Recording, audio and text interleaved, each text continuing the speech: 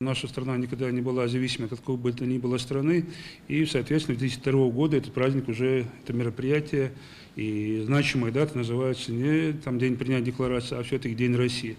Открывая встречу, Ибрагим Картоев в приветственном слове подчеркнул историческую значимость Дня России. Основная цель – не просто отметить праздник, а глубоко осмыслить и напомнить о неразрывном единстве, общности и патриотизме. Я зачитаю 12 июня 1990 года первый съезд народных депутатов принял исторический документ Декларации о государственном суверенитете. Это стало первым официальным шагом к выходу России из состава Советского Союза, проглашению приоритета Конституции, законов Российской Федерации над союзными законами. Также документ закрепил идеи политической, экономической самостоятельности, разделения властей, построения демократического государства.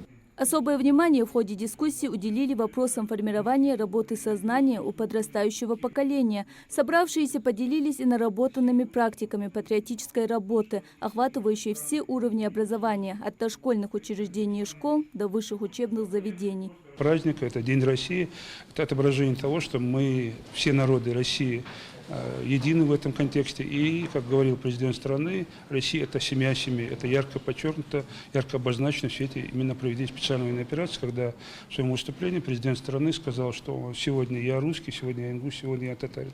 Мы все сегодня едины. Когда мы едины, мы непобедимы. Государственный праздник День России в этом году мы будем отмечать в 35-й раз. Дата ежегодно напоминает нам о ценности мира, согласия и общей ответственности за будущее нашей страны. Мадина Богатырева, Мухаммад Яндиев, Магаз 24.